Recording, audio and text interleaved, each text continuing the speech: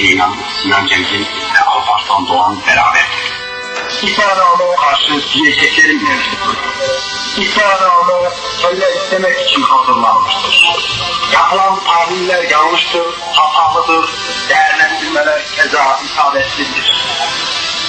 Yalnız biz varlığımızı hiçbir karşılık beklemeden esasen Türk halkına armağan etmiş bulunuyoruz. Ve Türk halkı ve devletin bağımsızlığına armağan etmiş bulunmaktayız. Bu sebeple ölümden çekinmiyoruz. Biz hiçbir zaman bütün çabamıza rağmen Türkiye'nin bağımsızlığını temin edemedik. Bugüne kadar da bu özlem içinde kaldık. Kurtuluş Savaşı'nda yerli yerine oturmak gerekmektedir. Biz 50 sene evvel Kurtuluş Savaşı vermiş bir ülkenin çocukları olarak Kurtuluş Savaşı'nın gerçek halini yapmaya her zaman için müstediyiz. Biz yine çok iyi biliriz ki Türkiye Kurtuluş Savaşı'nı yapmak için Samsun'a çıkanlara İstanbul Örfü İdaresi'nce ve mahkemelerince idam cezası verilmiştir. Ve yine bilmekteyiz ki Osmanlı İmparatorluğu yüzlerce generalimden ancak birkaç tanesi Kurtuluş Savaşı'na iştirak etmiştir. Ve yine bilmekteyiz ki Kurtuluş Savaşı yapıldığı sırada İstanbul'da bulunanlar bunlara yapanlara eşlik edemiştir. Türkiye'nin Kurtuluş ve Bağımsızlık Savaşı'nda ne şekilden bağlı hale geldiğini de belirtmek gerekir. Ayrıca İslam'da Türkiye halkının bir takım etnik gruplardan teşekkür ettiği iddialara ve bunu bizim yaptığımız, ortaya attığımız iddialar mevcut bulunmaktadır. Birinci Türkiye Büyük Millet Meclisi'nin kararında ve Misaki Milli'de şu vardır. Misaki Milli sınırları içinde iki kardeş kavim yaşar. Türk ve Kürt kavmi yaşamaktadır. Birinci Büyük Millet Meclisi'nin kararı böyledir.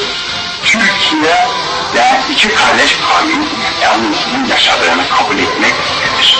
Bunu kabul etmek ölümcülük değildir. Bu iki kardeş unsur Birinci Kurtuluş Savaşı'nın müştereken başarmışlardır.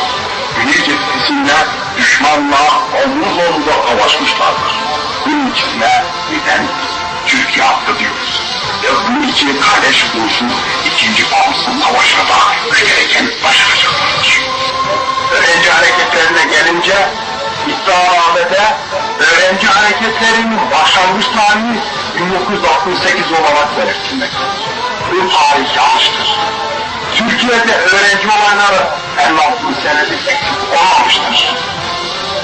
Sultan Hamid'in tıbbiye talebelerinin Sarayburnu'ndan denize attığı tarih en itibaren öğrenci hareketleri Türkiye'de de devam gelmiştir. 1908'de hazırlayan hareketler ileriye dönük hareketlerdir. O halini talep eden gençler ilerici gençlerdir. İkinci Dünya Savaşı sırasında faşizme hayır diyen gençler ilerici gençlerdir. Ve 28 Nisan 1960 tarihinden Özgürlük Savaşı veren gençler ilerici gençlerdir.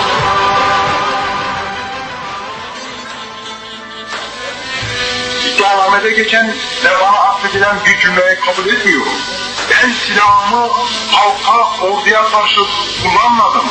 Ancak vatan hainlerine karşı kullanmak mantığıyla taşıdım ve halka ve orduya karşı kullanılım şeklinde beyanda bulunmadım.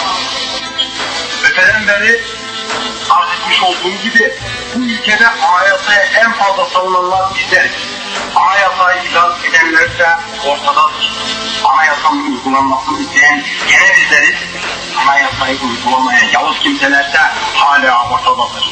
Yine o kişiler bizim kellemizi istemektedirler. İslam makamı bizim vermekte olduğumuz Bağımsızlık Savaşı'na karşıdır. Türkiye Cumhuriyeti Anayasası'na karşı hep onlara karşıdır. Onlar 36 milyonluk ülkenin bütün yükünü 20 gencin üzerine yıkmaya alışmışlardır. Bizi bağımsız bir ülkenin mensupları olmaktan mahrum eden hepiniz dahil sizlersiniz. Ve sonunda İslam isteğiyle buraya getirdiniz. Türkiye'nin bağımsızlığından başka hiçbir şey istemedik ve hayatımızı bu yola koyduk. Varlığımızı Türkiye halkına armağan ettik. Bunun aksini iddia edenler vatan hainidir. Stratejik olarak düşüncelerimizi hiçbir zaman saklamayız. Hangi şartlarda olursak olalım bunu açıkça söyleriz. Düşüncelerimizi mezara kadar götürürüz. Nasıl burada Nanlıların ve Dipçiklerin gölgesi altında konuşuyorsak, düşüncelerimizi her zaman açıkça ifade ederiz. Tarihe belki bunu yapanları nasıl temize çıkarmışsa biz de temize çıkaracaktır. Buna da inanıyoruz.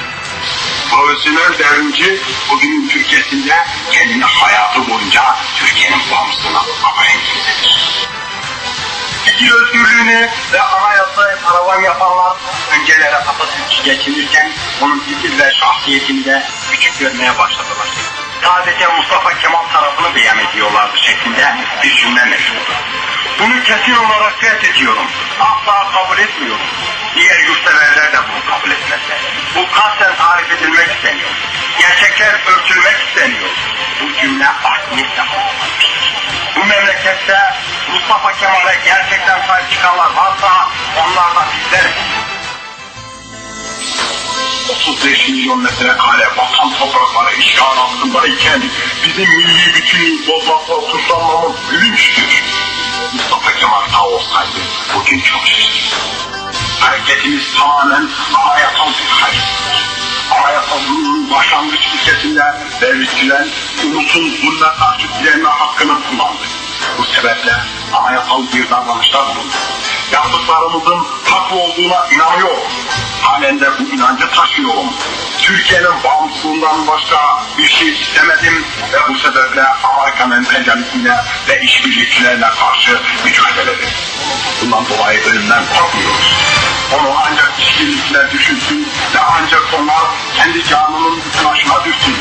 Ve ben 24 yaşındayken kendimi Türkiye'nin bağımsızlığına ama